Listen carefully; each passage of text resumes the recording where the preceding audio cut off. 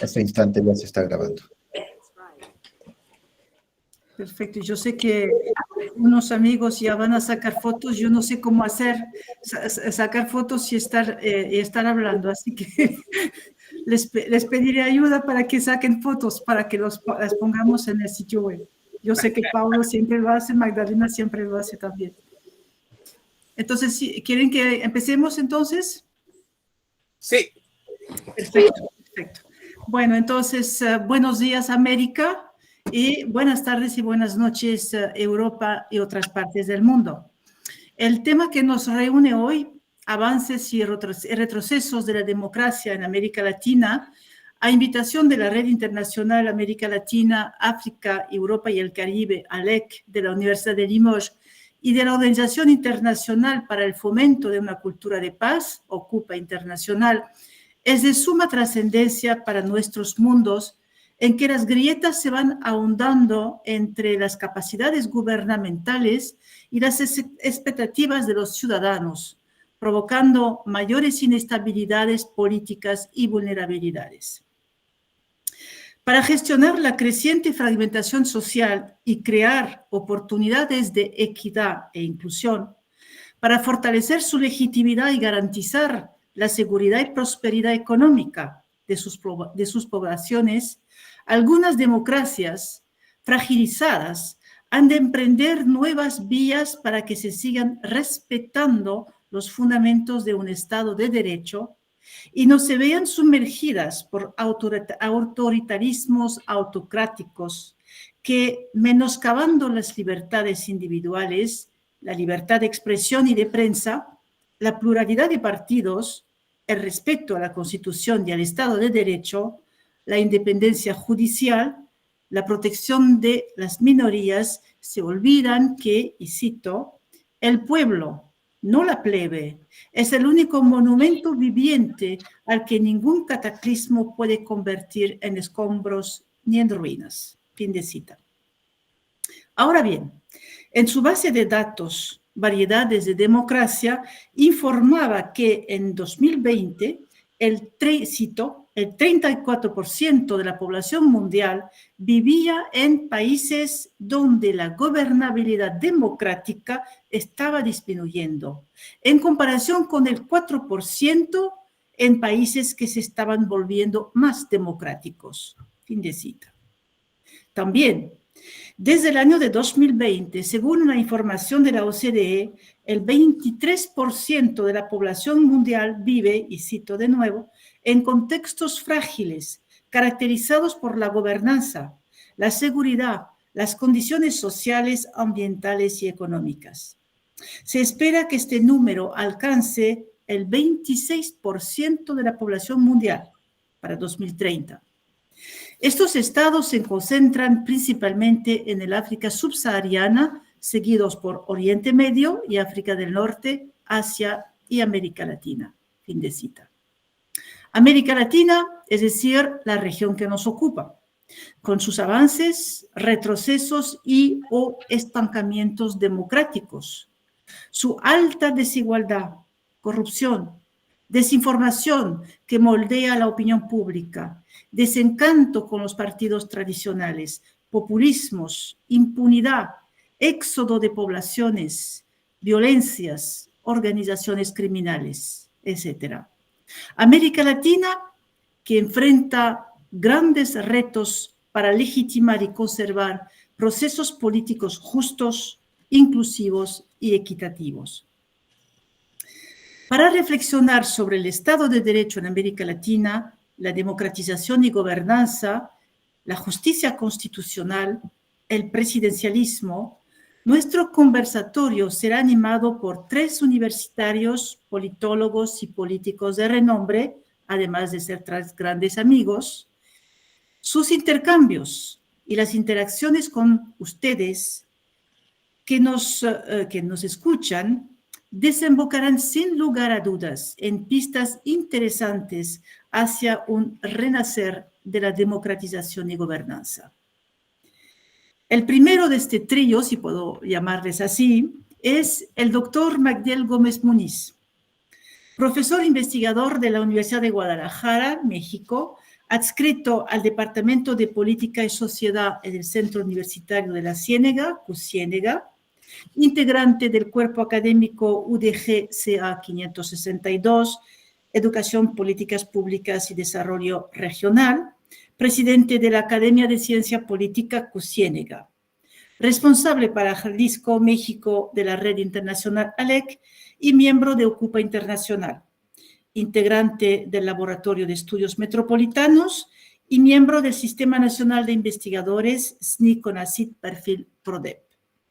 El segundo, el doctor Paulo Celso Silva, profesor titular de graduación y posgrado en Comunicación y Cultura de la Universidad de Sorocaba, São Paulo, Brasil, licenciado también en Geografía y Filosofía y director para Brasil de la Red Internacional ALEC y también miembro de Ocupa Internacional.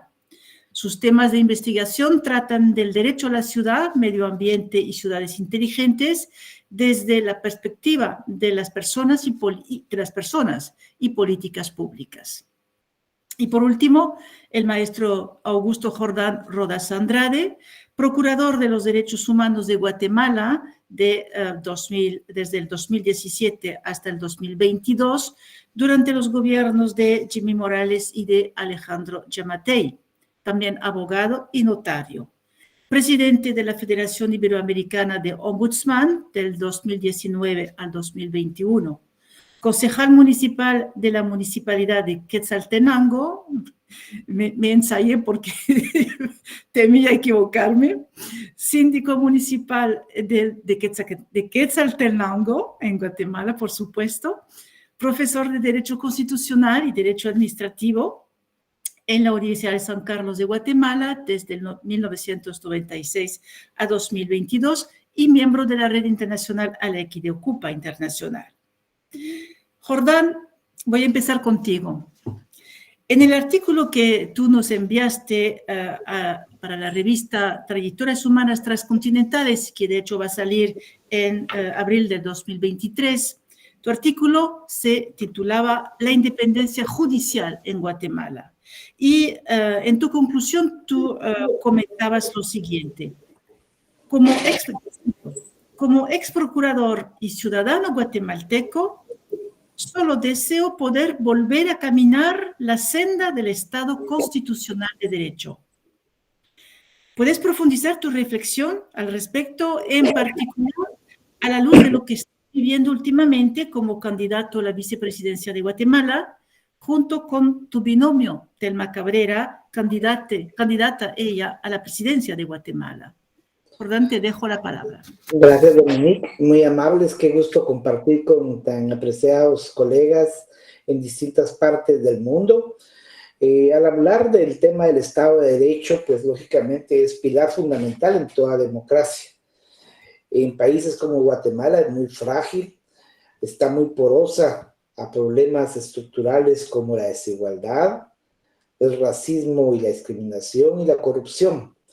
Y entonces va permeando por parte del crimen organizado y de sectores poderosos, tanto políticos como económicos, que se van acomodando el status quo que les ha sido favorable para mantener sus privilegios y aumentarlos.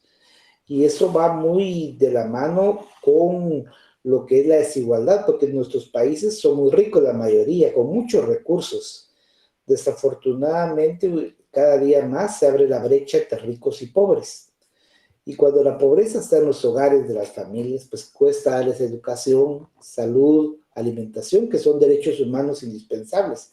Y todo esto socava y hace casi imposible que en los propios territorios se tenga una vida digna, y la dignidad es la esencia de los derechos humanos.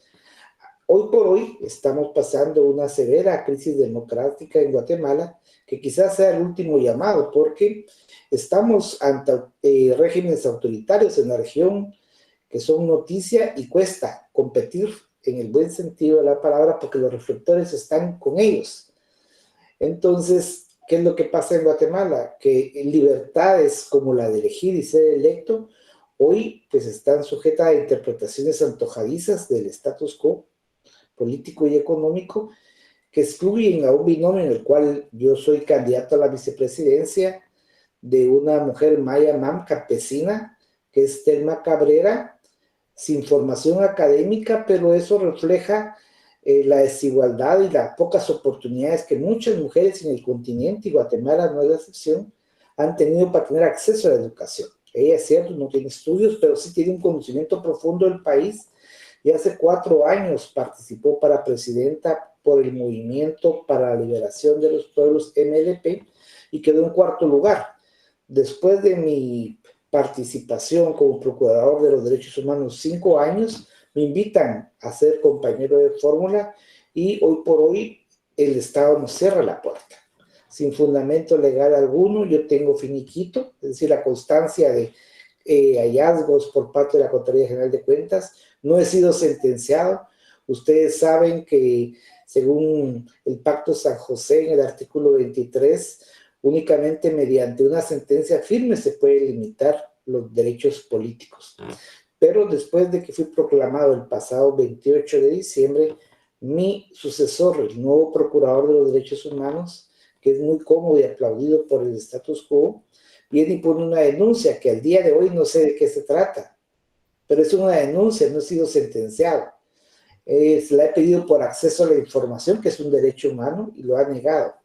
Entonces, muy posiblemente, si el 25 de marzo llega a esa fecha sin que las cortes hayan resuelto las acciones de amparo, tanto esta mujer indígena, lideresa Telma Cabrera, como yo, no vamos a poder participar, y la población no va a poder elegir. Y en toda democracia debe ser, es el mecanismo, no que se nos coarte, no que se nos proscriba el derecho de elegir y ser electos. Yo cumplo los requisitos de la Constitución para ser vicepresidente de la República, no tengo incompatibilidad. Por ejemplo, hay incompatibilidades como ser hija de dictadores, que está la hija de Ríos Montt, un régimen autoritario, genocida en Guatemala. Hay un ministro de culto, un pastor evangélico que tiene prohibición constitucional. Ahora una persona, Manuel Valdizón, que fue condenado en Estados Unidos por lavado y está ligado a proceso en Guatemala por 2 procesos, sí le abren la puerta para participar para candidato a diputado. Ahí sí se recuerda al Tribunal de la Presunción de Inocencia. Entonces se ve que no es un asunto legal, sino político, porque saben que el binomio nuestro representa la posibilidad de generar cambios estructurales. Este es un ejemplo, pero que no hay que verlo como Guatemala, porque las dictaduras se van empoderando y los movimientos se van copiando e imitando por otros países. Si no, recordemos lo que pasó en Washington, Estados Unidos, fue replicado en Brasil, después en Brasil, en la capital, con la toma de los poderes.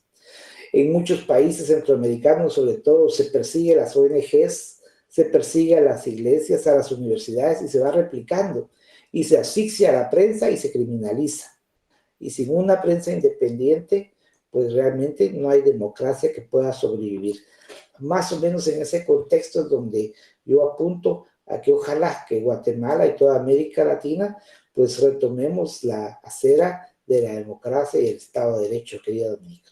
Muchas gracias. Si me permiten, Magdiel y Paulo, en ese caso, o sea, gran parte de la población guatemalteca no va a poder, o sea, no va a poder dar su opinión en cuanto a los partidos que se presentan, porque yo supongo que su partido representa una gran esperanza para gran parte de la población guatemalteca. Y entonces, si se quita una parte de la posibilidad para un partido político que es el de ustedes, también se suprime para gran parte de la población la posibilidad de expresarse. ¿Y qué dicen los demás partidos al respecto? Hay un silencio enorme. Lo que pasa es que también apuestan a recibir migajas de los votos que nosotros podemos tener. Entonces hay una actitud muy cómoda, discursiva, que lamentan mucho, pero sería mucho más coherente anunciar que los partidos progresistas, entre comillas, pues anunciaran la no participación en el proceso electoral, porque si no solo van a hacer comparsas para legitimar un proceso ya viciado.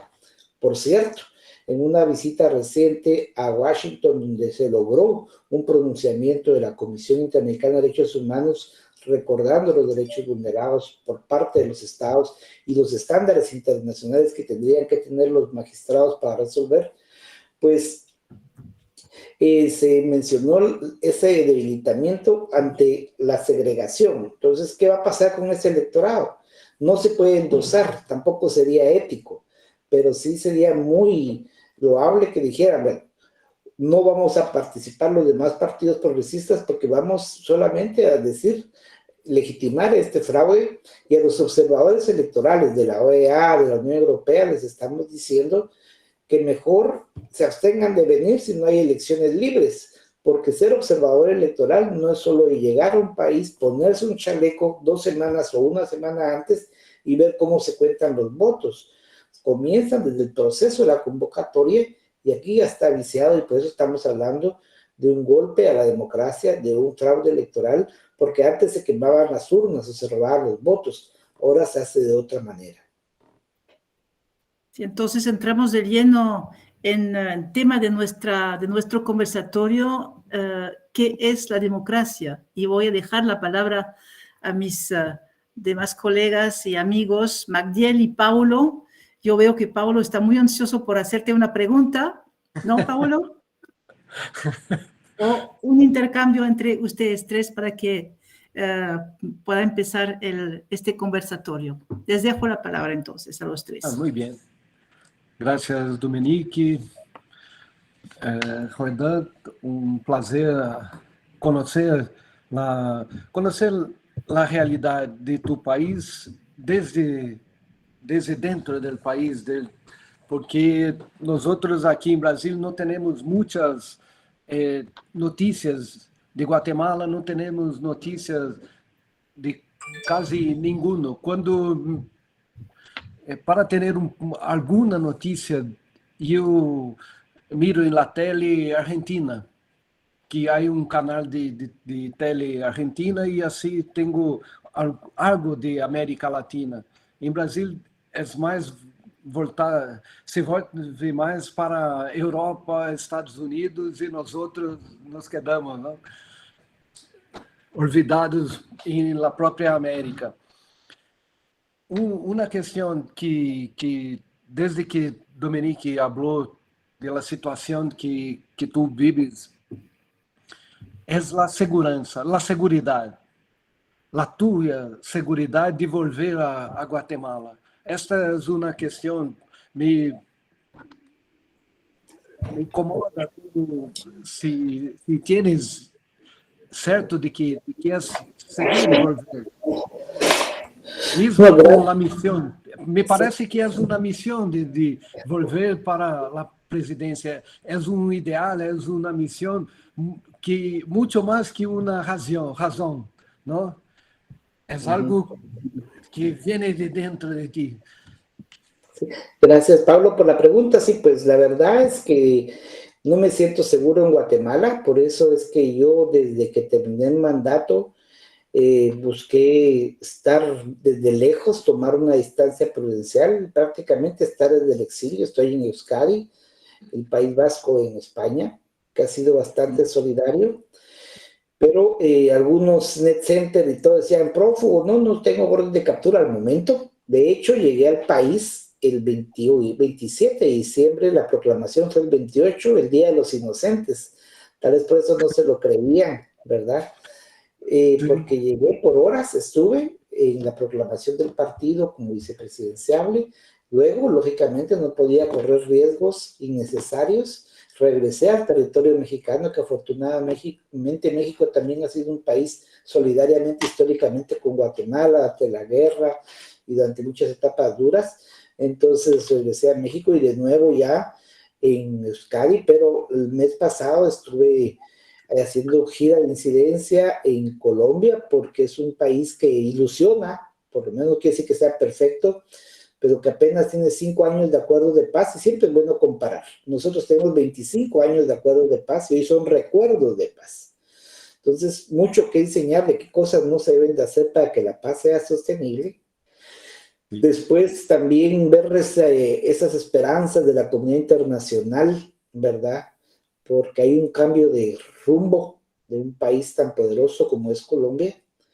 También visitamos Brasilia únicamente, nos reunimos con gente del señor Amorim, ¿verdad? Que fue canciller de la República, para conocer de cerca y con académicos también en Brasilia, porque lo que está pasando en muchos países es el peso y la influencia de iglesias pentecostales, que ustedes seguramente han estudiado desde la academia, juntamente con la oligarquía, pues van cooptando y van utilizando también los medios de comunicación, que solo eso daría para un webinar también, ¿verdad? Entonces sí ha sido bastante provechoso. Pasamos en Washington, coincidimos ahí con la compañera Telma Cabrera, la presidenciable, estuvimos ante la Comisión Interamericana de Derechos Humanos. Yo fui ante la OEA. Sé que Almagro no tiene buen prestigio, está mal visto en muchos países, pero es la institucionalidad que tenemos. Entonces se les fue a decir la voz de alerta del fraude, también con staffer, equipo de los congresistas y senadores, mayoritariamente demócratas, los republicanos, sí. ¿Por qué Estados Unidos? Porque ahí viven casi 4 millones de guatemaltecos que sostienen la economía del país, con un trabajo muy arduo. Solo para decirles que casi el 20% del Producto Interno Bruto de Guatemala depende de las remesas, pero no son vistos como sujetos de derecho, porque hacen un esfuerzo muy tímido, casi nada, para que ejerzan su derecho de votar, por ejemplo. Entonces, ustedes saben, la tecnología es una herramienta que eso lo haría mucho más fácil. Entonces, en ese margen, yo quiero regresar al país a hacer campaña que comienza oficialmente ya el 26 de marzo, aunque muchos ya se robaron la salida, ya están haciendo campaña anticipada. Pero mi intención es regresar al país. Y yo tengo que tener una alternativa de vida, porque imagínense estar dentro de un gobierno dirigido por la hija de Ríos Montt, pues realmente sería estar corriendo riesgos. Pues muchos operadores de justicia, fiscales, magistrados han tenido que salir al exilio también, ¿verdad? Jueces que han vinculado a funcionarios y empresarios por corrupción, a militares por crímenes de lesa humanidad, hoy la mayoría, más de 30, están en Washington. Entonces, eso refleja que Guatemala no es un país seguro.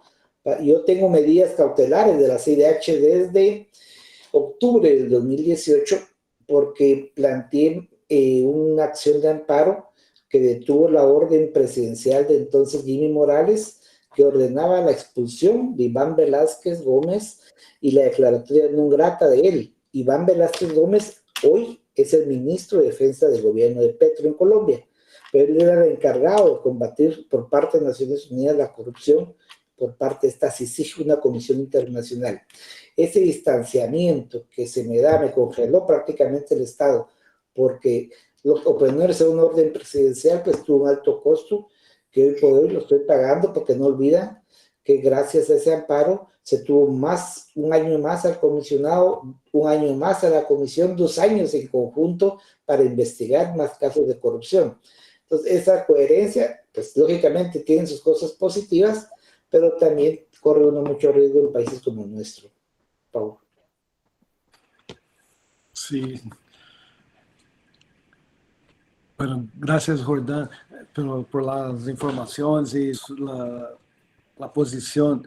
Aquí en Brasil, decía que me gustó mucho la idea, ¿no? Do deseo de caminar por la senda del Estado de Derecho. Qué buena imagen forma las palabras. Digamos, Pablo, disculpa, digamos, solo para ilustrar también esto de la senda del Estado de Derecho.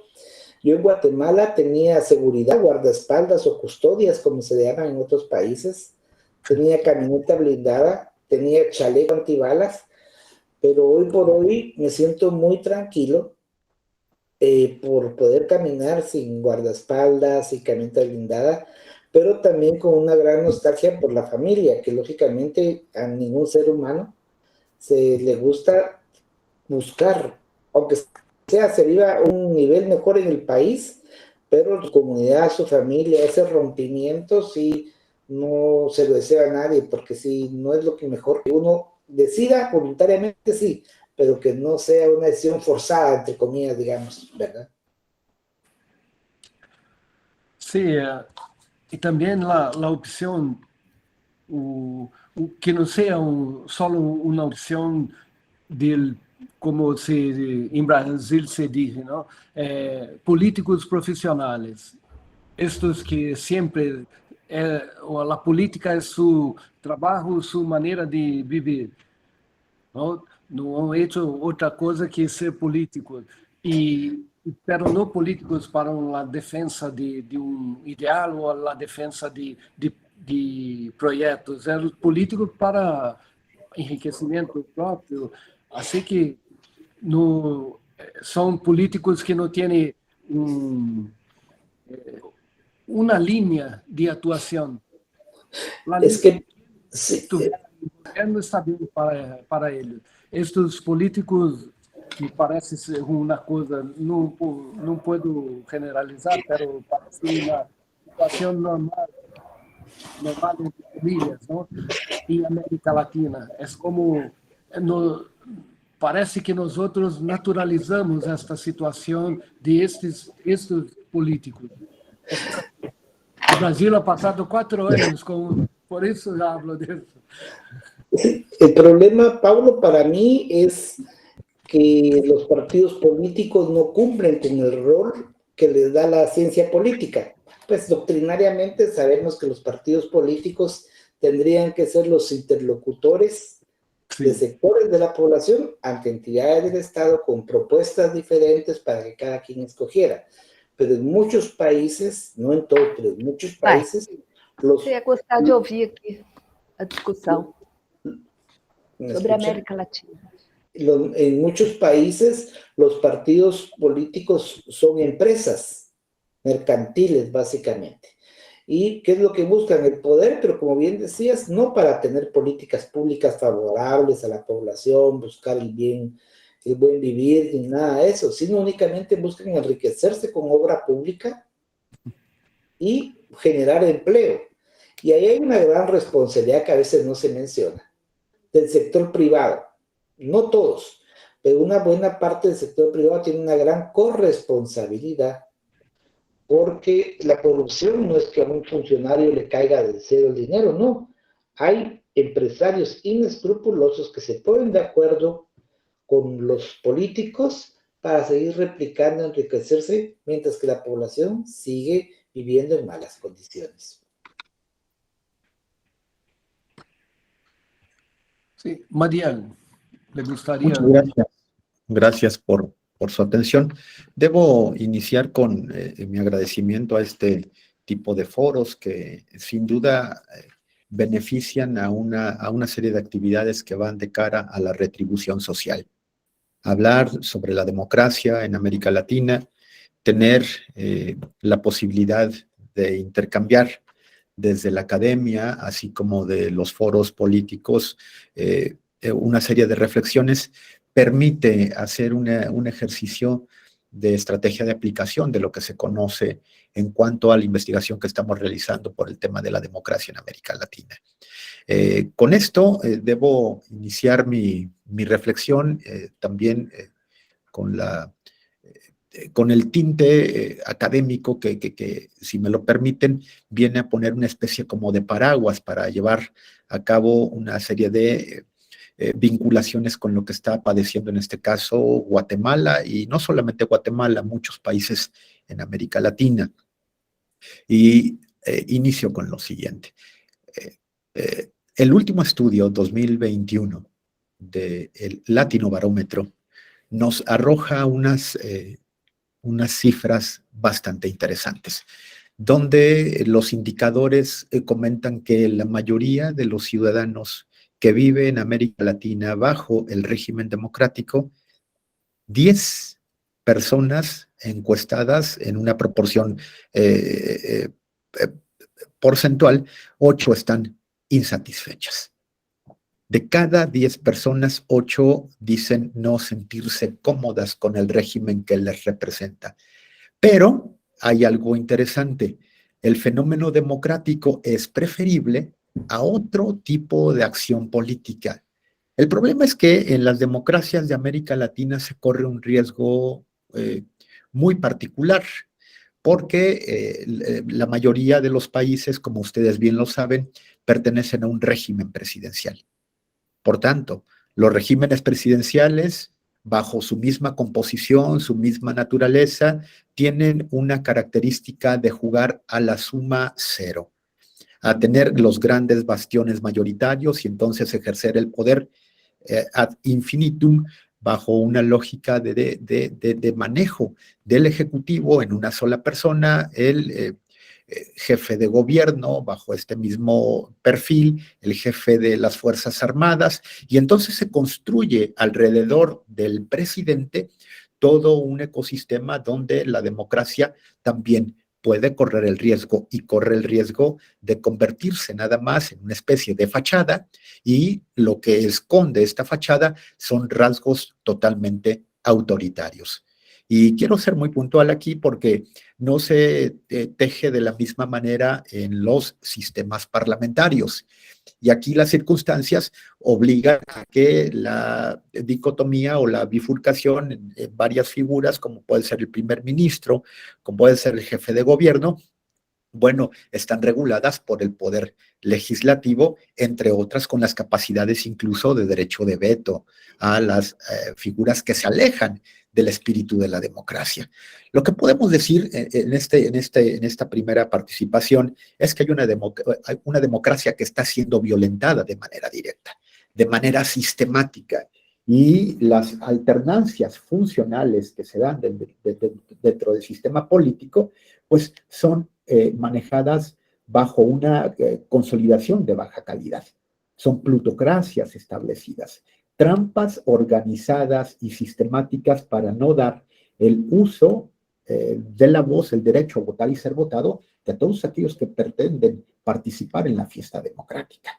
Lo que podemos señalar en el caso de Guatemala y sus 45 presidentes que han transcurrido a lo largo de la historia del país, vienen a hacer una especie de corte de caja donde podemos identificar instituciones débiles con incertidumbre y desconfianza. Pero no quiero ver el vaso medio vacío,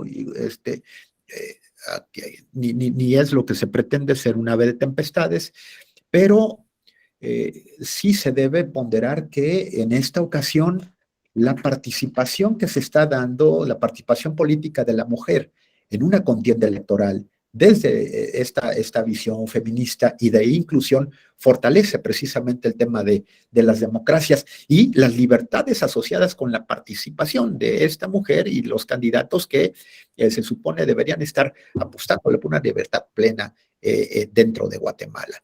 Sin duda, este podría ser uno de los grandes aciertos, pero ahora bien, esos aciertos también tienen una especie como de contrarréplica y tiene que estar sobre cómo participa el Estado en una lógica ruin de no dejar que las instituciones autónomas se autoorganicen, se autorregulen para darle la posibilidad a todos aquellos que tienen las condiciones de participar en la vida política democrática. La democracia que no se consolida siempre tiende a autoritarismos, y eso lo debemos subrayar.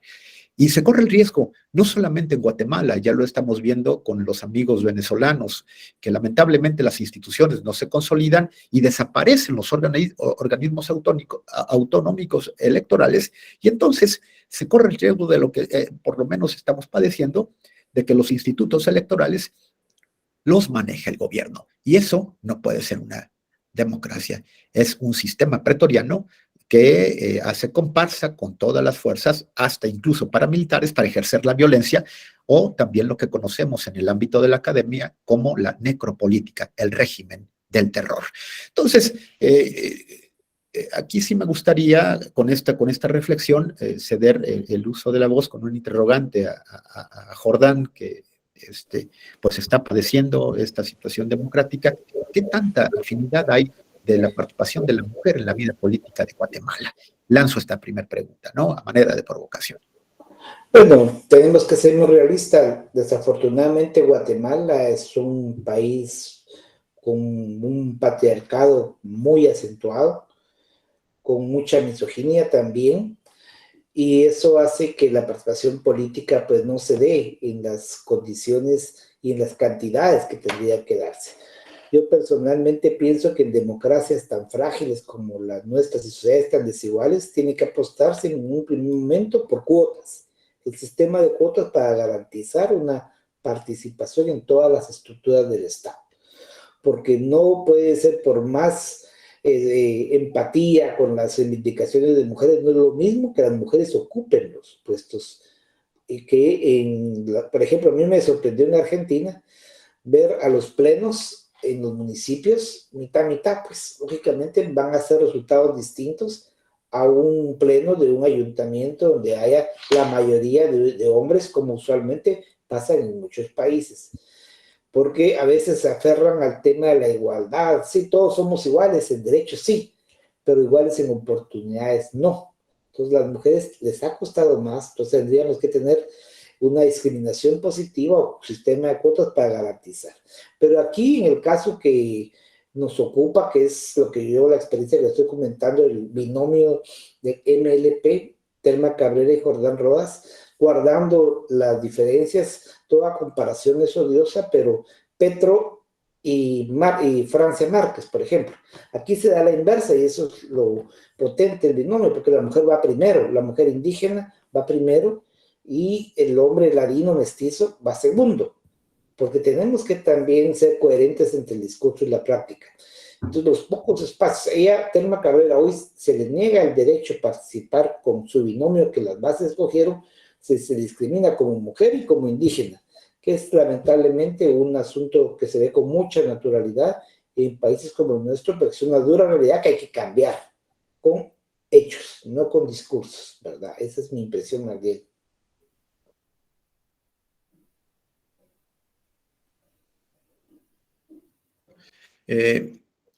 Aquí es importante comentar, Jordán, que está sucediendo algo, por ejemplo, que dentro de la filosofía clásica, Aristóteles decía que la democracia es una de las formas impuras de gobierno, pero se quedó corto bajo esa definición, al menos en los regímenes que han transitado de golpes intestinos dentro de sus estructuras de Estado, y la democracia, cuando no se consolida, también tiende, como lo habíamos señalado, a autoritarismos, pero también algunas deformaciones como las dictablandas, las democraduras y otros términos que se están acuñando al principio de este siglo XXI y que van a empezar a estar dentro del debate de lo público. Por ejemplo, las caquistocracias, cómo el poder de los cacos, de los rateros, estará siempre pervirtiendo la participación de aquellos sujetos que quieren levantar la mano para incidir en las vidas y las libertades democráticas.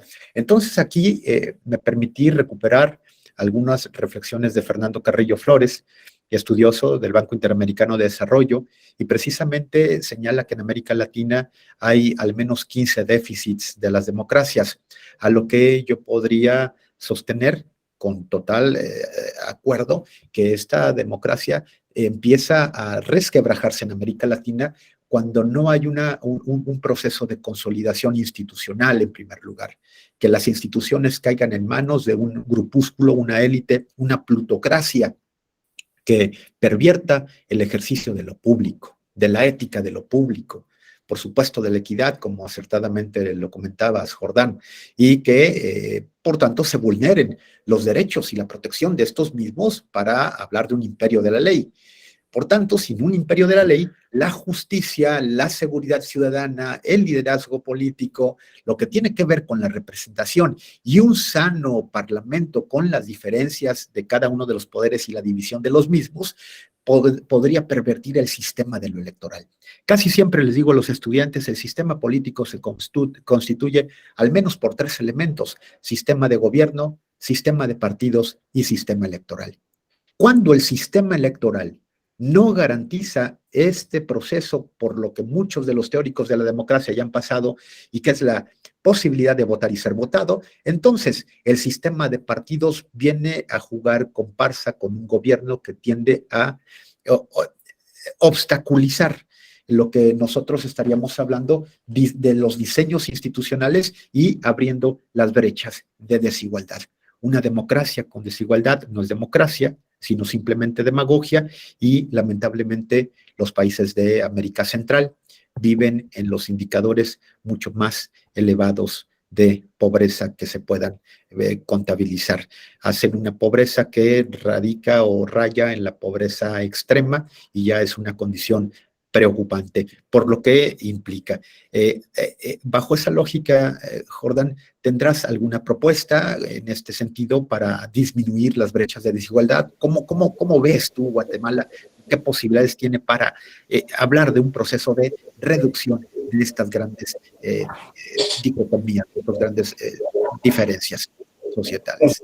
Sí, más bien pasa por dos aspectos fundamentales. Uno, el poder político, y otra, el tema de la fiscalidad, el pago de impuestos, porque muchas veces se exigen servicios públicos de calidad, con pertinencia cultural, dirigido para mujeres, también con respeto a la diversidad cultural, pero estados donde no les gusta pagar impuestos a los poderosos económicamente, pues no van a hacer mayor cosa.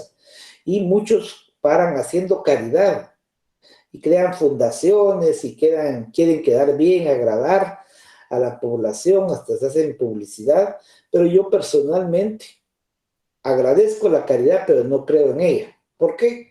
Porque la caridad depende de alguien que tiene los recursos y los quiere dar.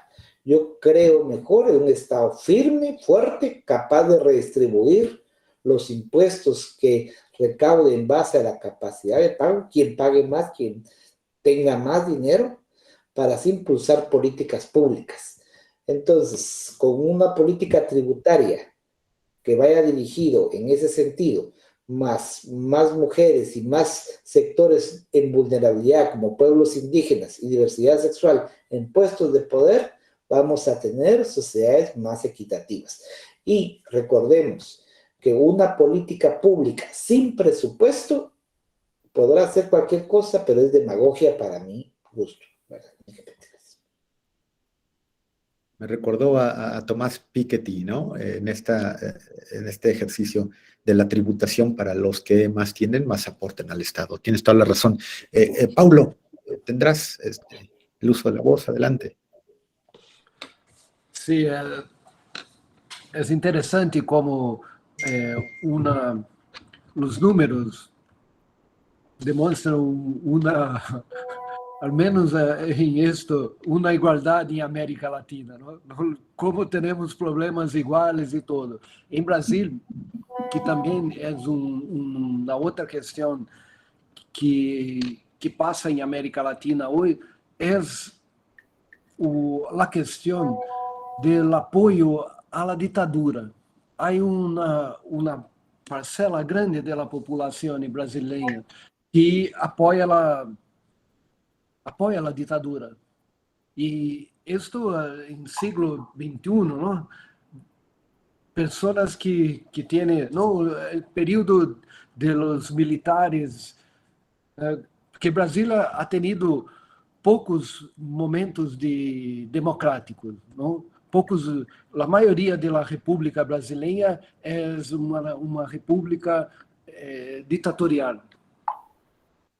Eso desde del final del siglo XIX hasta hoy ha sido así. En los últimos 4 años, y vosotros miraram en la tela y todo eso, tienen conocimiento de que ha pasado en 8 de enero en Brasilia, cuando las personas estas que apoiam a ditadura han tomado la ciudad, el Congreso y también los prédios gubernamentales, ¿no? Como si es algo así. Espero que adelante tendremos informações mais precisas de exatamente que passava e onde estas pessoas queriam chegar. ¿no? Pero es grave que esta parcela, que es un 30%, ¿no? de la populación tenga esta... Não veio solo como uma preferência política, é modo de vida. A ditadura é um modo de vida, modo de acumulação também. Y la dictadura, Pablo, perdona que te interrumpa, pero la dictadura también tiene que ver mucho toda sociedad democrática autoritaria con el rol de los medios de comunicación. Porque ¿de qué se habla en las familias? De lo que se escucha en la radio, de lo que se ve en las redes ahora, de lo que se lee en los medios, porque cada vez se lee menos, tenemos que ser realistas. Entonces, eso es, las narrativas se van imponiendo. Entonces, también, porque si los sectores más poderosos económicamente, más conservadores, que se creen dueños de la verdad, son los que mandan en los medios, pues tendremos que ser creativos, ¿verdad? Para ir permeando las futuras generaciones. Si ellos utilizan TikTok, ¿por qué no también desde la academia tener la capacidad de bajar del Olimpo, donde a veces nos creemos estar, y llegar a la población para hacerles entender el porqué de las cosas?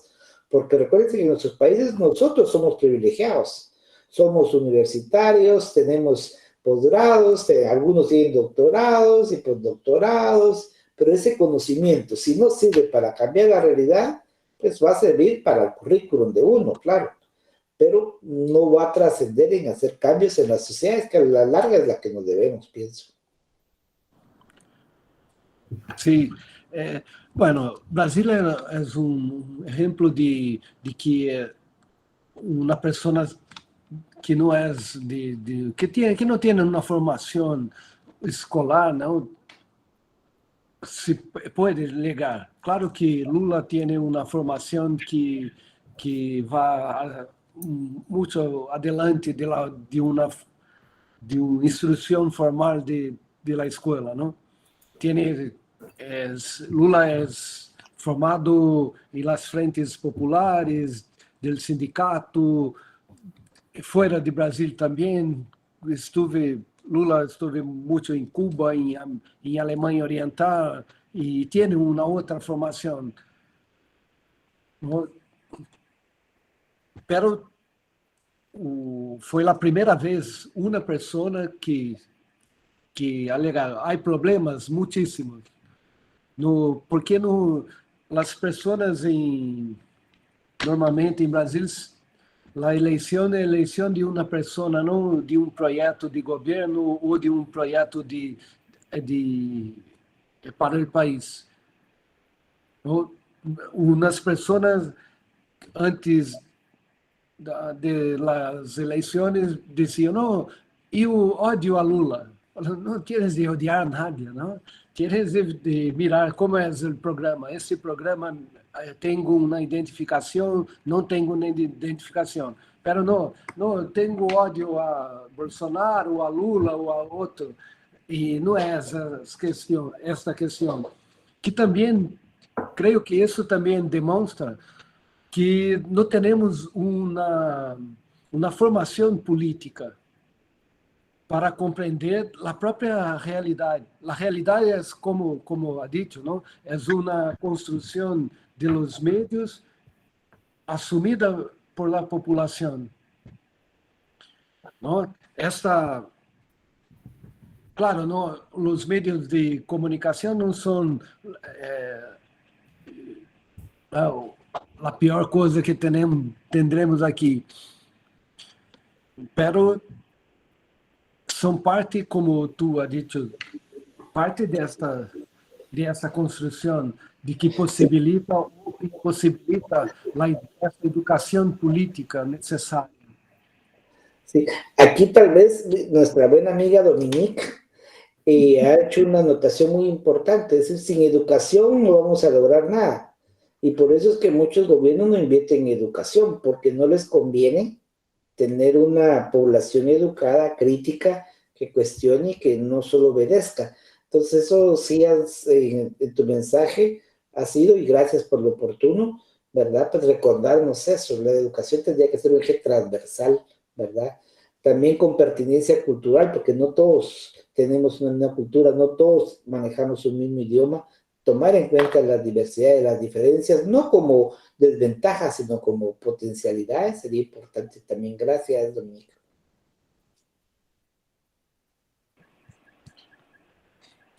Sí, una otra cuestión que me gustaría preguntar para Mariel, la cuestión da necropolítica, que é conceito bastante atual, e aqui nós outros vivimos esta necropolítica em la piel durante 4 anos.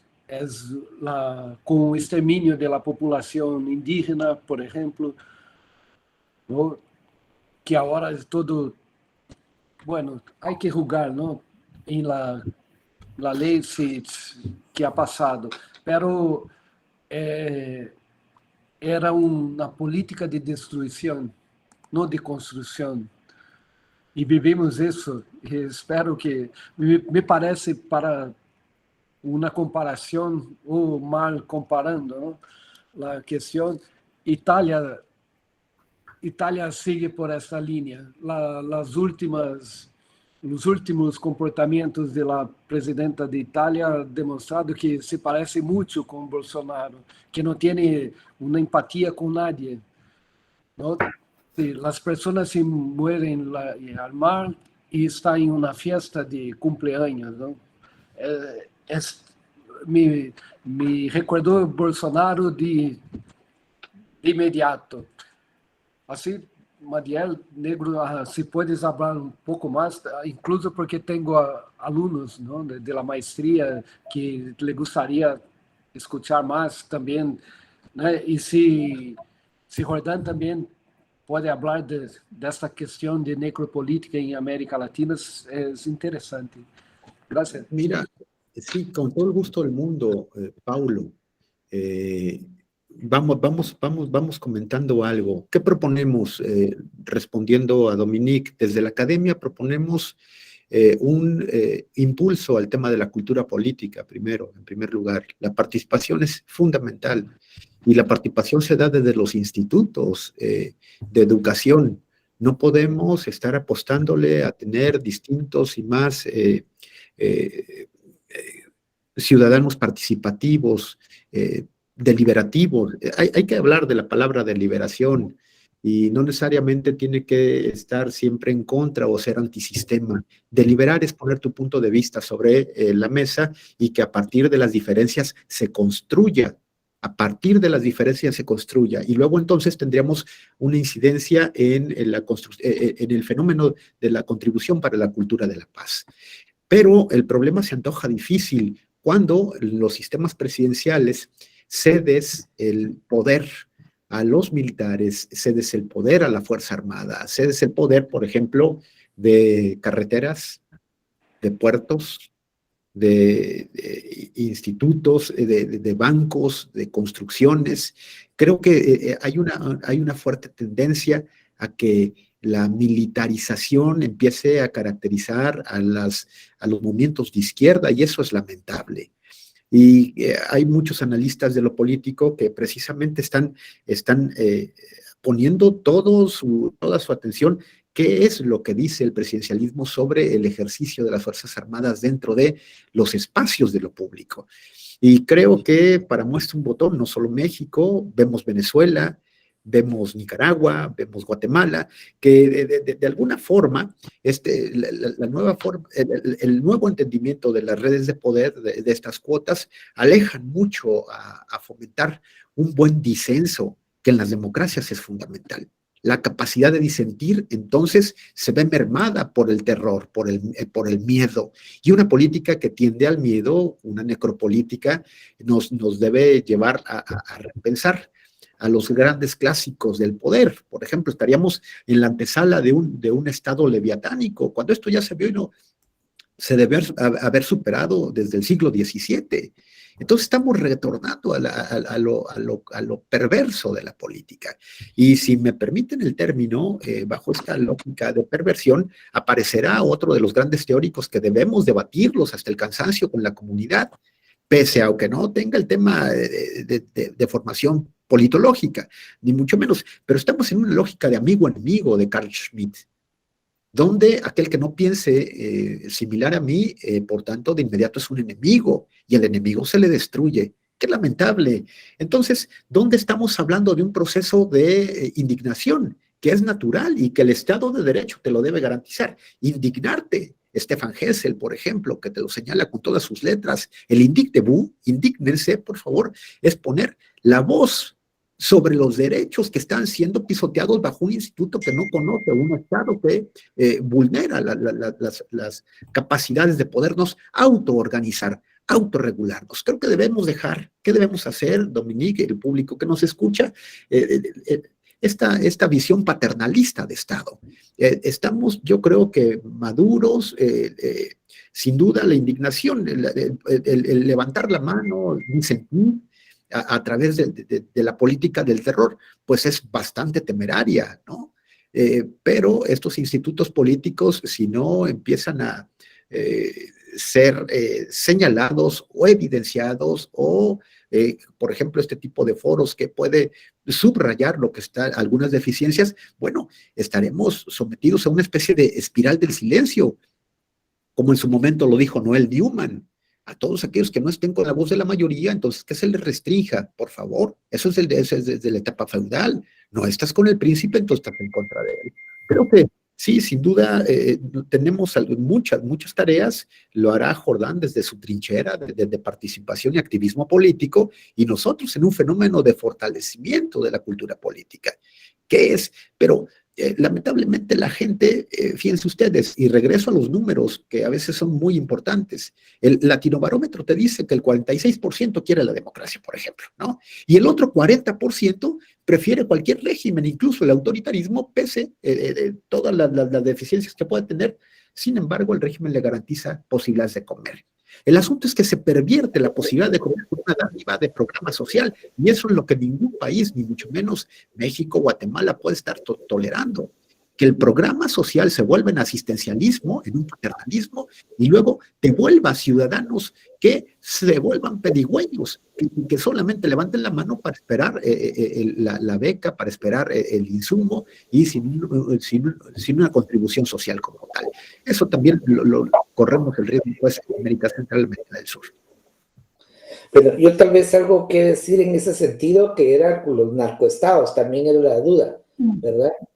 Entonces han sido muy hábiles, han aprovechado la porosidad de nuestros sistemas de justicia, ya hacen política en lo local, en las zonas fronterizas, por ejemplo, Guatemala, muchos alcaldes han sido extraditados porque se vinculan fácilmente al trasiego de la droga, ¿verdad? También en el Congreso de la República se van metiendo, en las cortes también van cooptando a ministros, a todo nivel van permeando, y por eso es importante tener una justicia independiente, porque ahí no habría impunidad. También tenemos que quitarnos el tema ideológico, no se trata de izquierda y derecha, la corrupción no tiene ideología, está demostrado en distintos regímenes, ¿verdad? Digamos, yo tengo una frase, ni los buenos son tan buenos, ni los malos son tan malos, y no todo es blanco y negro, hay grises de distintos matices. Yo lo que pienso que aquí en muchos regímenes lo que está en juego es una economía criminal, ¿verdad? Una economía criminal que les resulta cómoda a muchos políticos, no a todos, no hay que desatanizar también, porque los políticos somos, yo soy político, somos un mal necesario, digo yo, porque alguien tiene que tomar decisiones día a día, desde lo municipal, provincial, estatal, hasta lo nacional. Lo que pasa es que el reto es dignificar la política. Eso es un aspiracional. Que se logre depende de la cultura ciudadana y de lo que decía Dominique, educación, educación y más educación. Sí, nuestra constitución brasileña es del final de los años 80, ¿no? Y una crítica es que es una una constitución que va más para los consumidores que para los ciudadanos. Así que es una constitución que garantiza a los consumidores y no los ciudadanos. Esto, y hoy parece que eso está más claro para en la política brasileña. No hay una preocupación ciudadana, pero hay una preocupación de consumidor, ¿no? Una preocupación de poder estar en el mercado de consumo, de tener que da igual que gobierno es. Si es como tú has dicho, ¿no? La corrupción no tiene ideología, si es de izquierda o derecha, da igual, desde que esté garantizada mi consumo, ¿no? E é consumo caro. E nestes momentos que volvemos Mariela havia dito da importância dos números, nós volvemos los mismos números de pessoas que en la línea de la hambre que teníamos em 2000. 22 anos, 23 anos depois, volvemos à mesma cifra. Pessoas que não têm acesso à alimentação e não estamos outra vez com... Há uma descontinuidade das políticas e da ideia de país. Aqui em Brasil sempre se habla, não, o Brasil é o país do futuro. Se esse presidente não está bueno, ponemos outro. Este futuro é cambiar para outra coisa. Dá igual que seja, pero garantizar o consumo. Sí, ahí tal vez, digamos, tienes razón y por eso desde la academia se pueden hacer aportes interesantes evaluando datos, por ejemplo. Es decir, recuérdense que lamentablemente Haití siempre iba a la cola de los índices de desarrollo humano.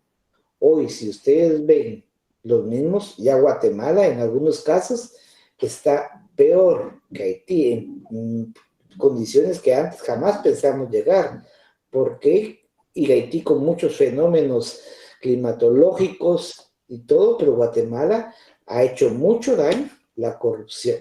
Entonces, no solo en Guatemala, la corrupción es como un eje perverso transversal que va erosionando esa calidad de vida y los índices de desarrollo humano se van viniendo a pique en países donde la corrupción pues va imperando y se va naturalizando. También ese es un riesgo.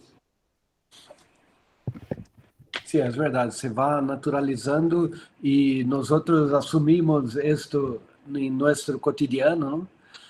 Como una cosa, no, es así, siempre ha sido así. Dominique, sí, es que, bueno, yo no sé si me ven porque tengo un problema con mi cámara. Si me ven, sí. Yo estoy de acuerdo con todo lo que ustedes acaban de mencionar, pero concretamente, en muchos países de América Latina se habla de corrupción, se habla de narcotráfico, se habla de crimen organizado. Se habla de un retroceso en muchos aspectos. Tú lo dijiste muy bien, Paulo, que estamos pues en 2022 o 2023 como si estuviéramos todavía en el 2000. Y yo lo estoy viendo también cuando hago mis propias investigaciones en el campo de las mujeres. También en Europa estamos pasando por estos extremos. Pero como estamos hablando de América Latina, yo me enfoco más hacia América Latina. ¿Qué propondrían ustedes? ¿Qué propondrían ustedes? Hemos hablado de educación, bien, está bien la educación, pero yo obviamente estoy a favor de que se incremente todo lo que se relaciona con la educación. Pero cuando yo veo en algunos países, que sea Haití, que sea Guatemala, que los niños ni siquiera tienen un cuaderno para escribir, que ni siquiera pueden sentarse con una mesa, entonces tienen que sentarse pues en el suelo. Entonces, concretamente, ¿cómo podemos lograr que no haya corrupción, que no haya asistencialismo, que esta población no busque lo que ustedes están diciendo? Lo primero es cómo comer. La corrupción, ¿qué les importa la corrupción si tienen algo que comer? Entonces, ustedes tres son, yo me pongo aparte, ustedes tres son latinoamericanos, son políticos, son académicos. ¿Qué propondrían? Bueno, muy puntualmente, Dominique, un sistema de controles que funcione en los países. No pensar que Santos van a ir a gobernar ni a estar en el Congreso. No, Santos con mucha suerte, con mucho, hay en el cielo. Yo tengo mis dudas, pero bueno.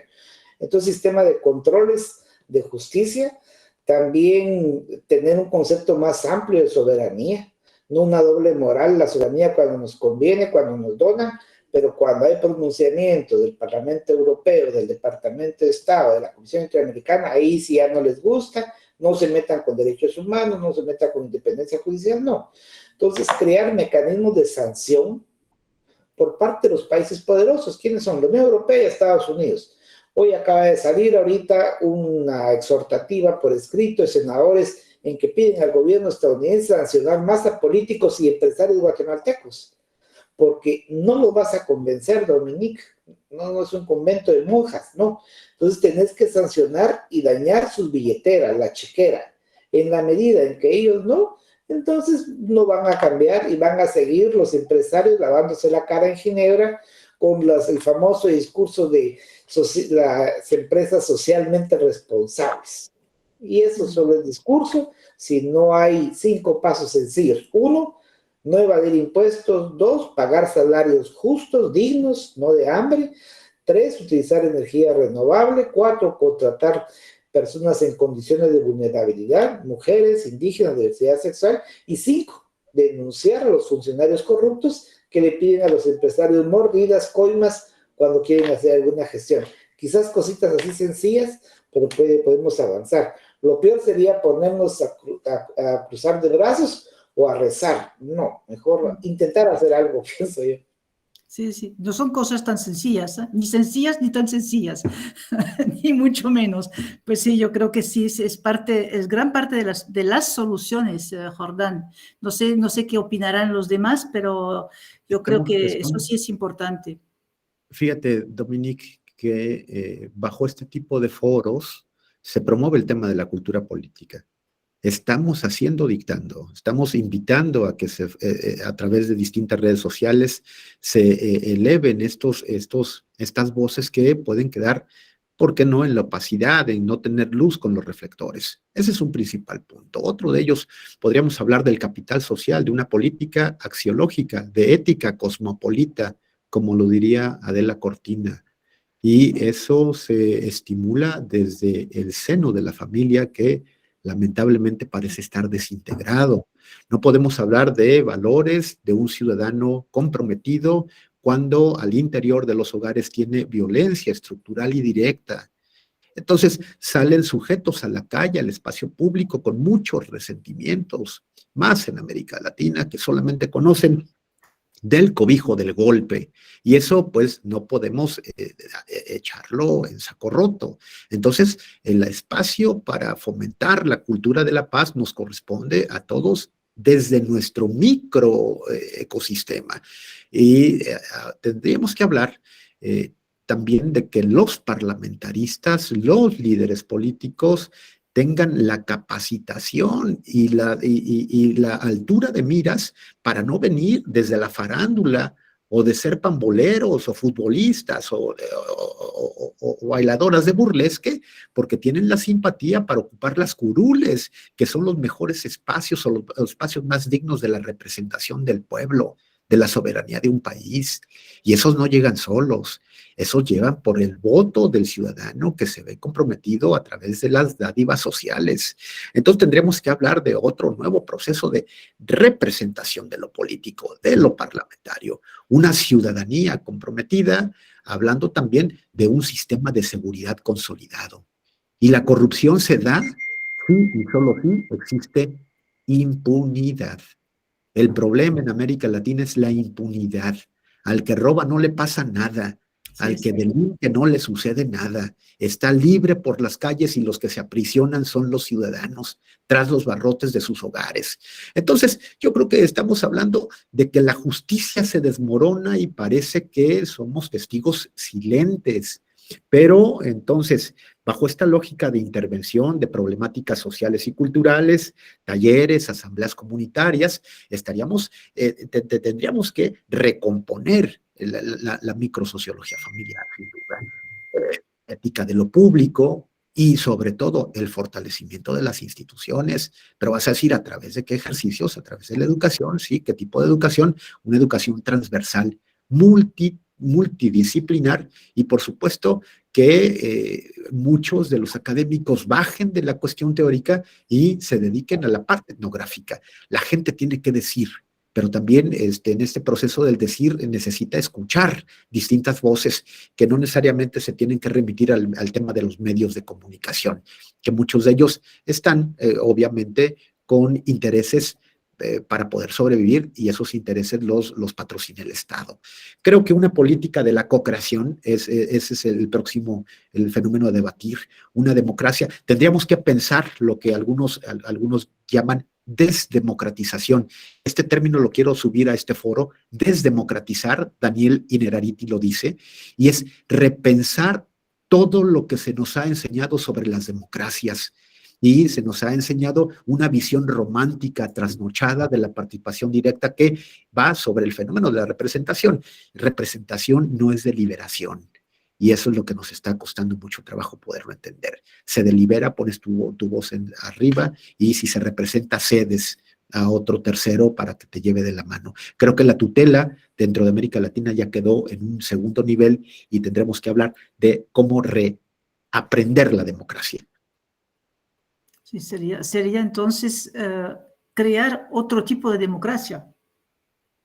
Al menos una democracia deliberativa. Mesas de participación. ¿Qué es lo que sientes? ¿Y no democracia participativa? Y esas vienen de la sociedad civil. Hay institutos de política que se organizan, lo que estamos haciendo en Redalec, lo que estamos haciendo en Ocupa.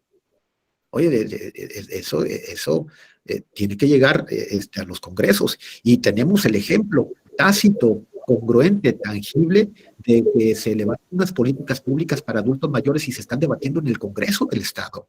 O sea, este tipo de participaciones nos debe llevar a un enorgullecer, pero que se ha replicado. Y es donde a veces no está el corpus solidario de los mismos pares académicos, mismos pares políticos, y cada quien actúa desde un archipiélago intelectual. Entonces creo que tendríamos que ser sin duda, como lo dice Freddy Galeano, más que ¿sí? Y no de archipiélagos. Pero volvemos a la educación, no puede haber pensamiento crítico si no hay educación. Es que esa es la base, A favor de la educación siempre.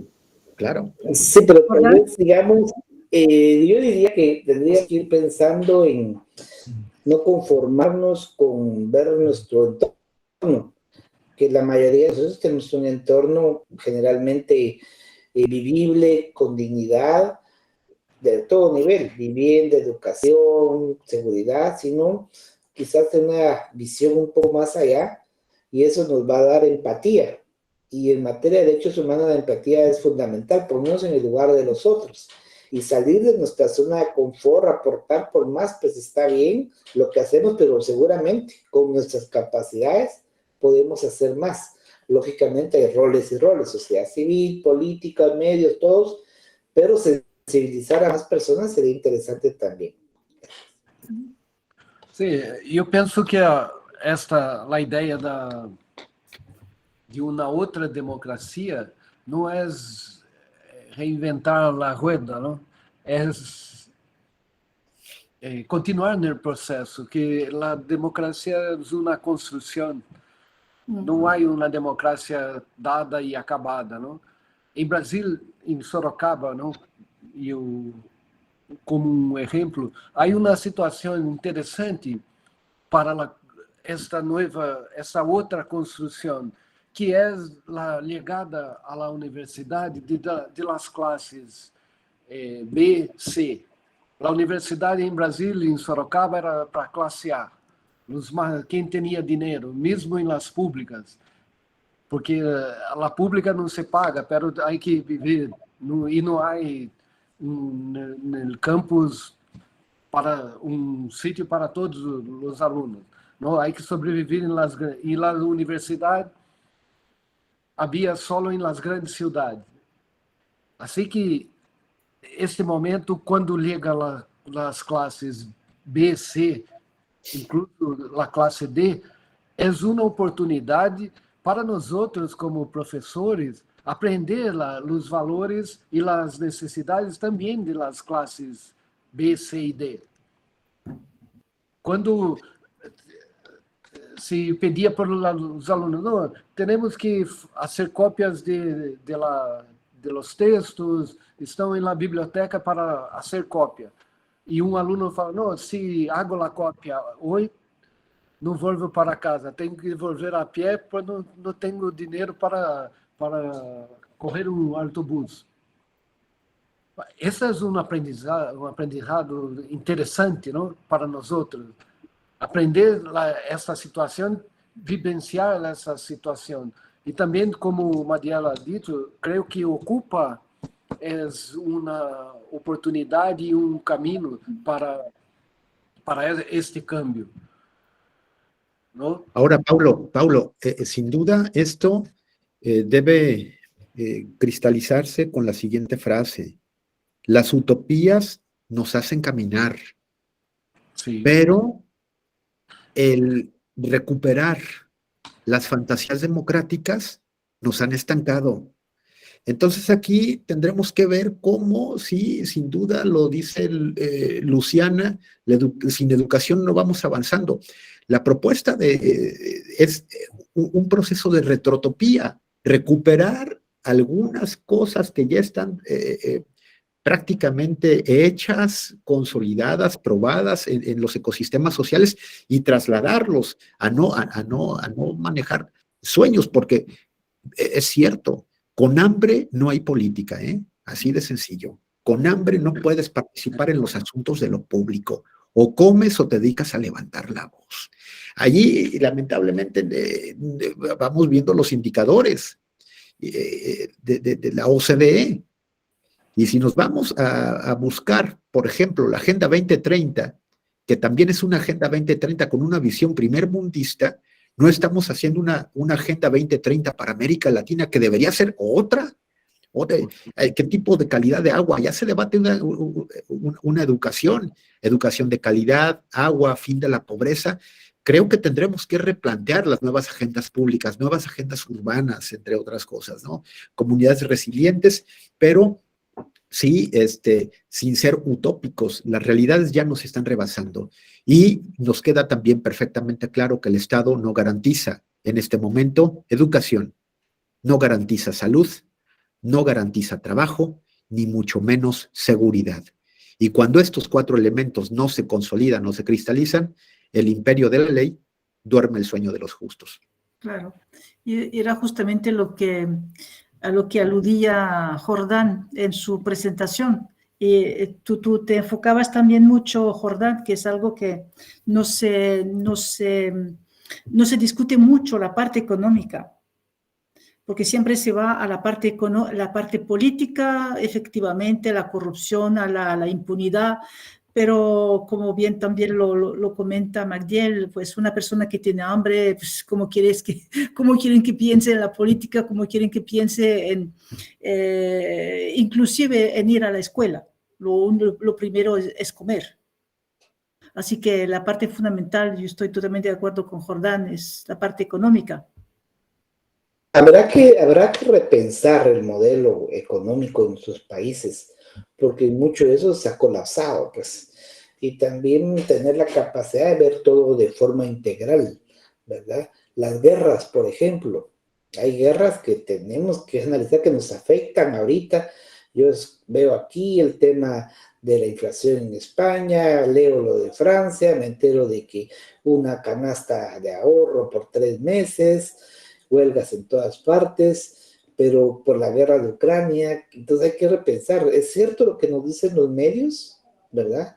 Porque recuerden lo que pasó con Saddam Hussein también, pues, es decir, tenemos que ser muy críticos de quiénes salen ganando con todo esto. Están los recursos naturales de nuestros países también en juego. No hay nada que justifique la guerra y sería bueno tener una, como dice nuestro lema, la cultura de paz, como ocupa también ir profundizando en ese sentido y cuestionando a los políticos también, ¿verdad? ¿Qué gasto militar va? ¿En qué sentido? Cuando tú decías lo de los pupitres, los escritorios en las escuelas, bueno, ¿cuánto se invierte? Hacer un gasto comparativo, pues. Yo no soy economista, pues seguramente hay países que no tienen nada que ver con la guerra y su gasto militar va creciendo. Entonces, los problemas no son sencillos, ¿verdad? Como tú bien decías, hay que ir buscando soluciones integrales poco a poco, pero tampoco que vean que las soluciones son un proceso, porque a mí me da miedo, no me gusta esa palabra proceso. ¿Por qué? Porque los procesos generalmente tienden a ser eternos, ¿no?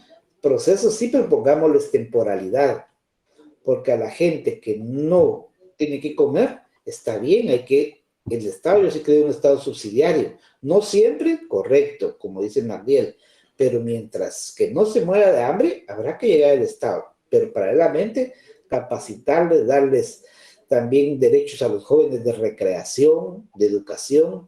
Miremos lo de El Salvador, que no está en discusión acá. ¿Qué pasa con El Salvador? Bukele es un crack de la comunicación. Ahorita muchos idolatran su sistema de seguridad, pero vemos las condiciones de los presos, que son seres humanos que tienen derecho a un juicio, pero por tener un tatuaje marcado en el cuerpo, en la cara, ya es un delincuente. Yo me resisto, y tal vez sea políticamente incorrecto, pero tendríamos que apostar a que los estados dieran seguridad con enfoque de derechos humanos. Y así podríamos irnos temas por temas, la salud pública, todo eso, pues. Es decir, este programa está muy interesante, pero solo pienso yo que nos da la perspectiva de lo importante y lo mucho que podemos aportar cada uno de nosotros y de otros que no se conectaron desde la academia, dar aportes, dar ideas y dar seguimiento para que cambie la realidad vía los políticos. Nos gusten o no, tiene que haber un vínculo, pienso yo, entre academia y política, porque si no estamos como en vidas paralelas y no es así. De hecho, Jordán, es el propósito nuestro desde la mera creación de la red ALEC y que estamos, espero, concretando a través de esta organización que creamos hace poco, Ocupa Internacional, o sea, la Organización Internacional para el Fomento de una Cultura de Paz. La idea es justamente lo que tú subrayas, que los académicos no trabajen solos, que los académicos estén trabajando con los políticos, y justamente es lo que estamos haciendo hoy contigo, que es obviamente un académico, pero en ese caso más bien un político. Entonces la idea es que trabajemos juntos, políticos, académicos, sociedad civil, empresarios, porque son esenciales también en este, yo digo en este proceso, porque para mí un proceso es evolutivo. Sí. A diferencia de lo que tú me dices, para mí todo. No, pero no, solo para apuntalar, sin ánimo de discutir, porque coincido contigo, porque tuvimos una plática profunda, si no estoy mal, en Guadalajara, en su momento, que el gobierno no tiene que ser en contra de los empresarios. Muy Exacto. Bien, tampoco para los empresarios, porque no somos sus empleados, sino con los empresarios, coordinando, pero sin perder el poder soberano que te delega a ti los votos, al contrario de los empresarios, pero sí no ponerse como peones, operadores de los grandes poderes económicos, pero tampoco enemigos, sino ver cómo buscar los balances, ¿verdad? Sí. Sí, porque en fin de cuentas somos todos ciudadanos y espero que queremos todos lo mismo, ¿no? Que la gente viva feliz en condiciones dignas. Bueno, eso tal vez no es tan así, eso sí ya me parece, se me figuró Yo al soy una cielo. idealista, como bien sabes.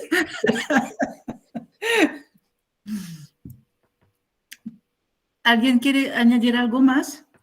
Sí, hay algunos mensajes aquí A ver. en la bandeja del chat para agradecer a Freddy Galeano, que ha estado muy activo, Matheus Oliveira, Dayan Rieder, por supuesto, Mildred Mesa, que también ha hecho unas contribuciones interesantísimas, Luciana Souza, en fin, todos han contribuido sobre algunas reflexiones, Rodrigo Díaz, que también está Sí. participando. Ahí hay una frase también que lanza, una reflexión que lanza Freddy Galeano. El reto, creo, es lograr que en Latinoamérica la educación sea la verdadera niveladora social y no lo que pasa ahora, que aumenta las brechas sociales por la calidad de la educación pública en la periferia social y privada centralizada y elitista que promueve que se aterricen modelos clasistas excluyentes, ¿no? Rodrigo comenta que la democracia debe ser entendida como un ente dinámico y en constante cambio y que puede variar a lo largo del tiempo y en función de las circunstancias políticas, sociales y económicas.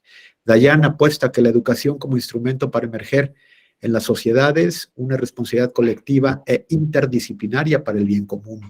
Freddy, para que se dé esta democracia hay que pasar de la mera responsabilidad personal a asumir esa responsabilidad política como agentes activos sociales, es decir, llegar a la deliberación que tanto hemos debatido.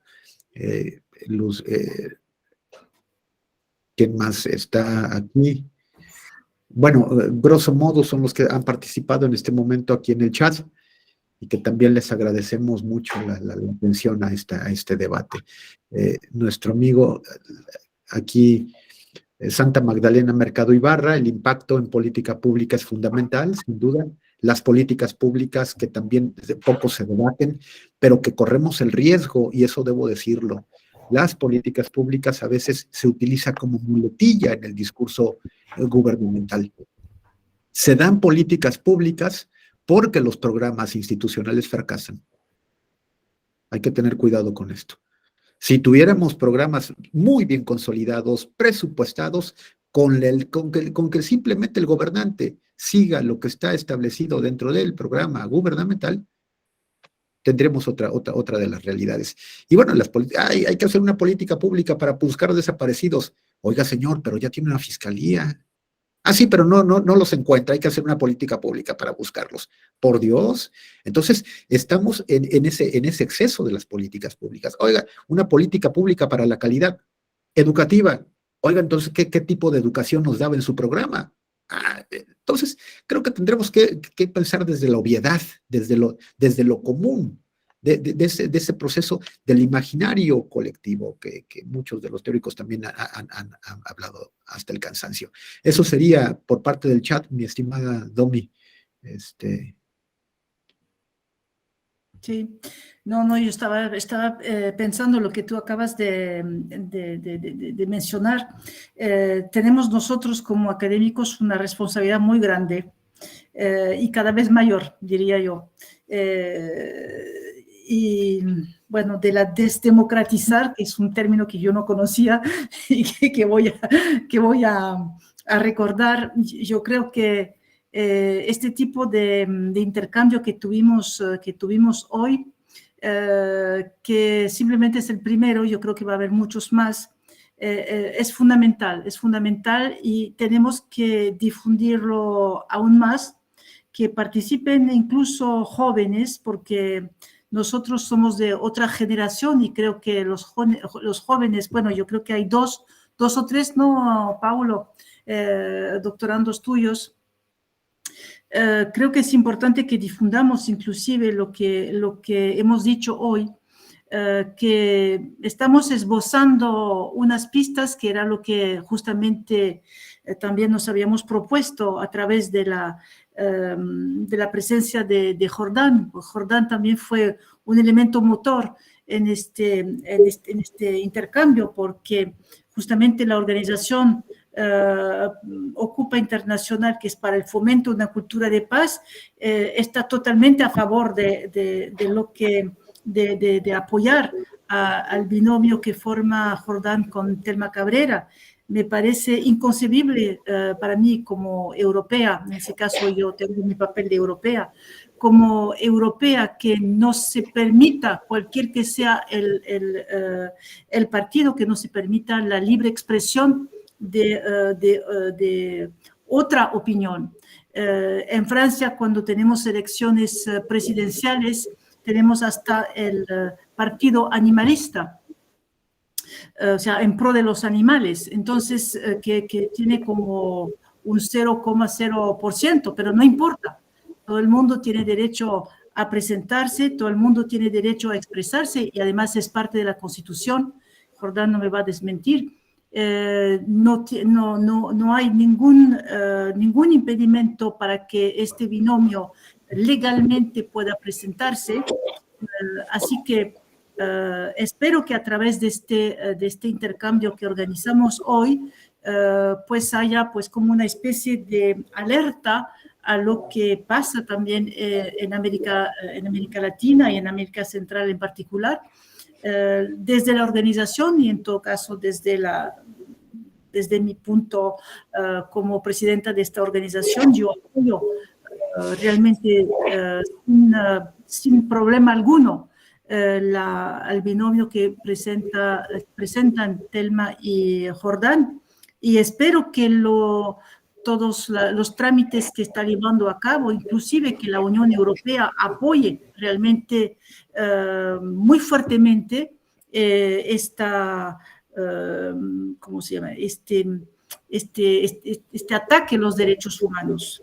Así que antes deseo lo mejor, espero que algo pueda resultar a la vez de este webinar y de todo lo que tú has podido hacer desde que te nombraron, porque fue un nombramiento legal por parte de una parte de la población que nunca se escucha y que realmente era la oportunidad a través de ustedes dos de que por primera vez, yo diría casi por primera vez en América Central, que se pudiera dar la voz, ¿no?, a una parte ignorada y totalmente abandonada en muchos casos de la población que tú representas como ladino, como siempre te denominas.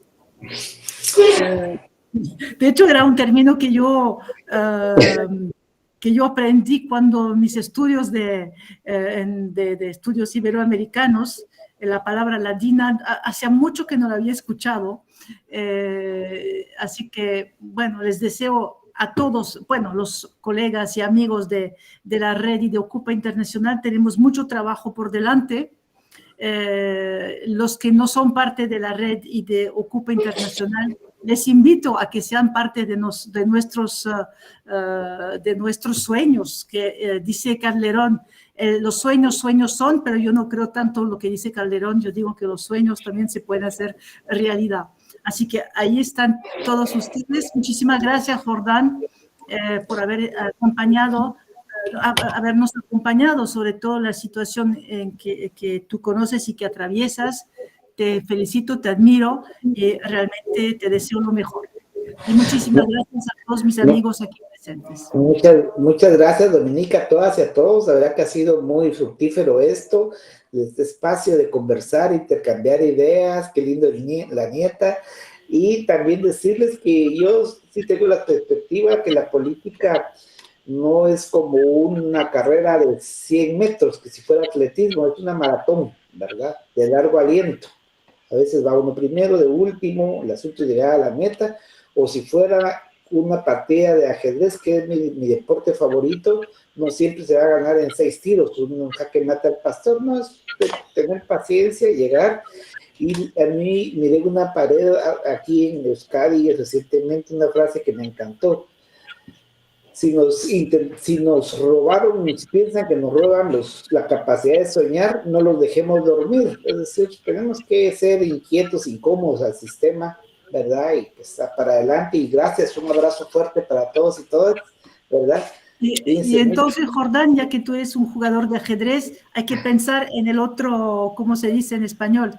En el otro el otro juego, ¿no? El otro Esto juego. apenas empieza. Sí. Sí. Bueno, ya tenemos con el nieto de Luciana a un futuro seguidor. Vale, perfecto. Bueno, Pues, muchísimas feliz- gracias y Adiós. gracias a todos. Feliz Dios noche, quiera feliz todo. tarde. Ay, Dios, Dios, Dios.